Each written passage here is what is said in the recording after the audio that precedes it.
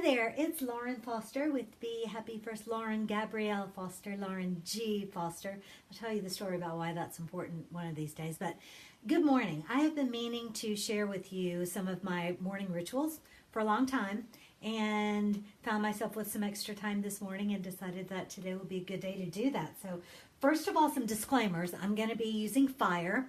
So anytime that you use fire, do that with caution. Never leave candles unattended. You're going to hear elements of witchcraft and pagan rituals and Buddhism and Hinduism and all kinds of different religions.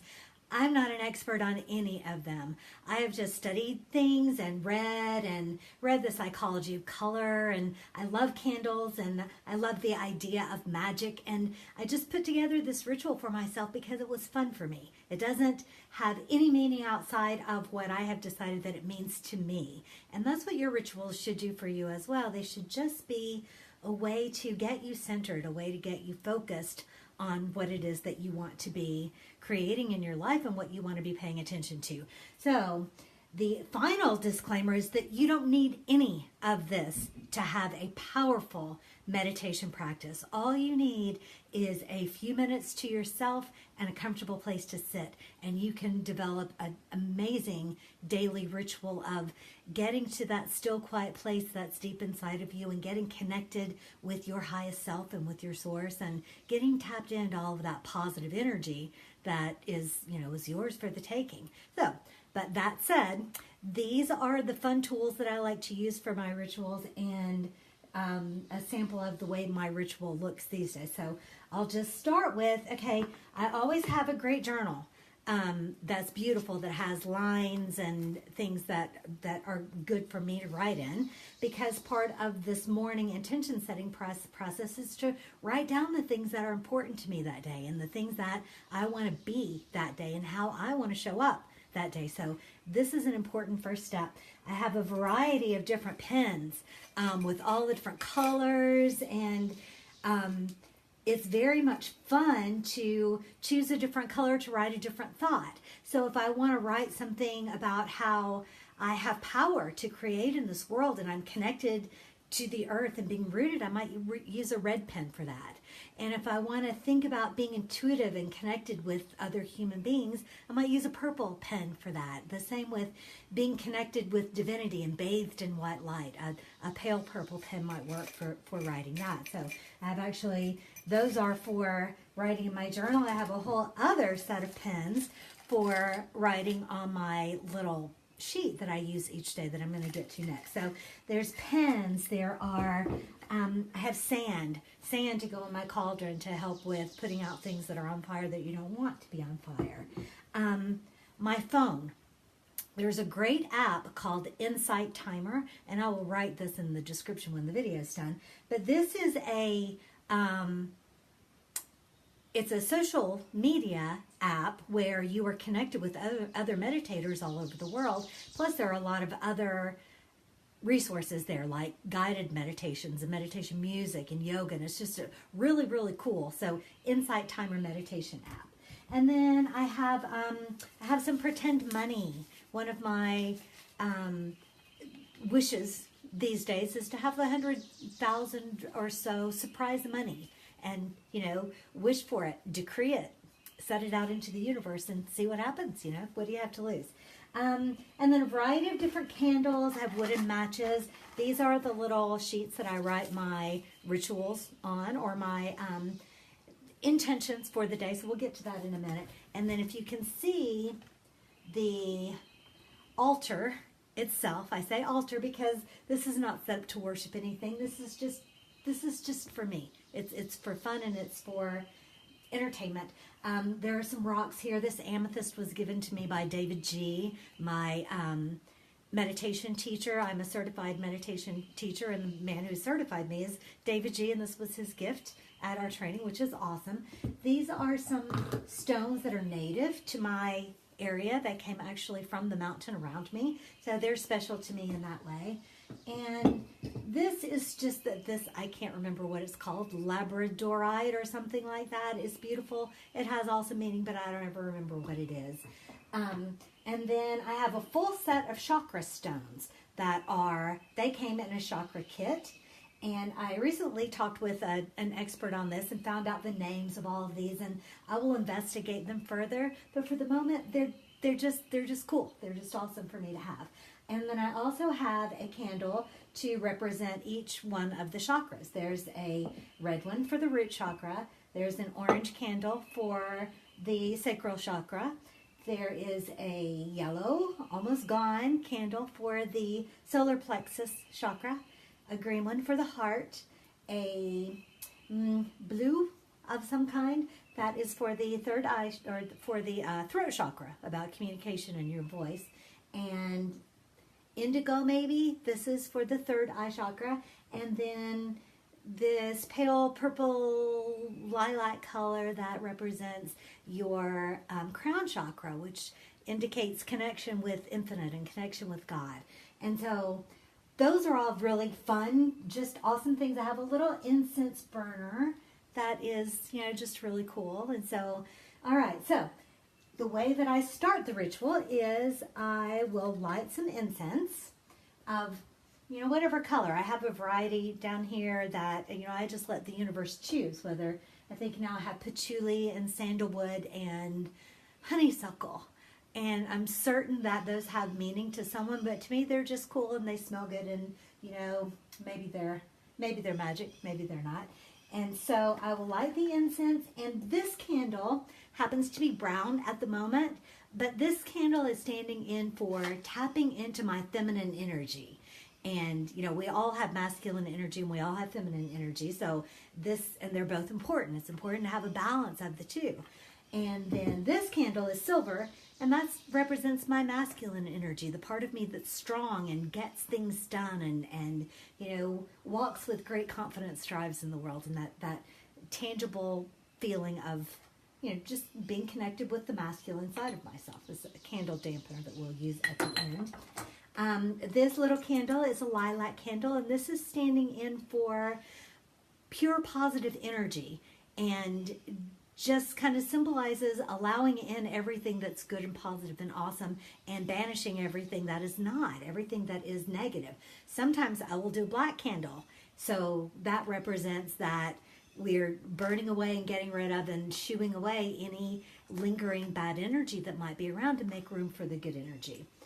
And this is very much fun. It's just a little sprig of sage that I will also sometimes light just for the fun and the imagery of the negativity that might be lingering, just kind of washing away. So there's probably things that I'm missing, but I don't want to keep you here all day with this. So the first thing that I do is light the incense, and the masculine and the feminine candles. See how this goes. Never done this on camera before.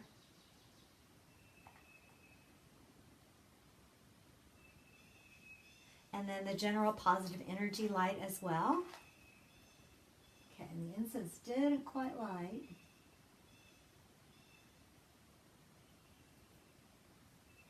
Okay, oh, and this is my little cauldron.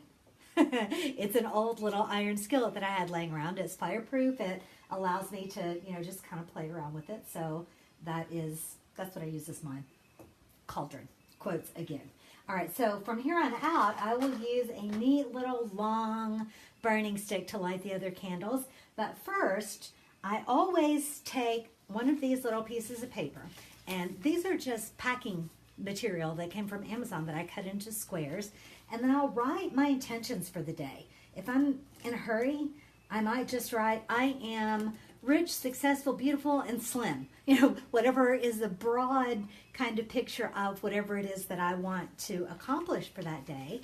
And sometimes I get more specific, and I'll write very specific things like, I am energetic, I am creative, I am a great teacher. So setting forth your intentions and decreeing to the universe what you are and how you're going to show up that day, and just, writing that on here. So for this, I'm just going to write, this is the perfect day.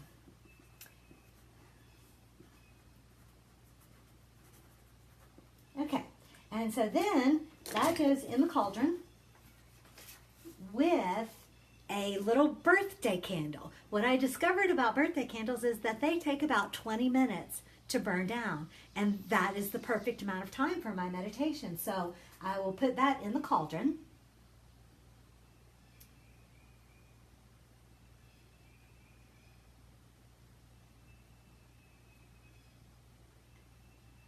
Just right on top of this, and just kind of let it stand there. While I'm doing that, I will light these candles and send a brief thought about each chakra. So the root chakra, I'm passionate and strong and powerful. And the sacral chakra, I am productive and effective and connected with my own sexuality and my own feminine power. The solar plexus chakra, this is a personal one for me because this is where I feel great emotion, right here at your solar plexus at the kind of root of your stomach. Whenever something moves me or interests me or even frightens me, that's where I feel it. So that feels to me like the center of my being, where my heart and mind and body and soul all intersect and feel connected in a place of identity. And then the heart chakra, green, of course, in the American culture represents abundance because that's the color of our money. But money isn't green in every country, just for the record. But the heart chakra to me does mean abundance, and it means love and generosity and a feeling of really being able to give back to the universe. And then the throat chakra, I always think about, I'm a teacher. I think about having a clear voice and having the ability to send a clear message to the people who have come to hear what I have to say, and that the words that I choose will be the words that people need to hear, that you need to hear whenever you tune into anything that I'm teaching that day. And then the third eye chakra is for intuition and psychic ability and feeling connected to my fellow man. And then finally, the crown chakra. This is where I envision being bathed in white light and completely connected to God and completely allowing God to, and all good, to come to me and through me, and visualizing that. And then finally, the little birthday candle just is an indication of this sacred segment of time when I'm going to take the time to really get rooted and grounded and centered. And so then I set the timer and I join in with all the people around the world who are meditating at that time, and just kind of feel that connection. And then I sit in silence. However I feel like being, I might use my personal mantra that was discovered for me by my meditation teacher and given to me in a secret, or a mantra like I am, or I might hold a particular stone or a particular set of stones in my hand to remind myself of what's on my mind that day. If I've been having difficulty communicating with people in my life, maybe I will hold on to the stone that's for the throat chakra and ask the universe for help and guidance and clarity in how I communicate and how people communicate with me. Maybe I am feeling vulnerable, and so I will hold on to the root chakra and ask to feel grounded and ask to feel strong and ask to feel safe and protected. And so whatever it is that is going on that will help me to set my intention for that day, that's what I do. And I sit in silence for at least 20 minutes from this point, and sometimes I light the sage and let that be smoldering. That's maybe or maybe not kind of thing. And then at the end of the 20 minutes, typically the birthday candle will have burned all the way down, and then I set that on fire.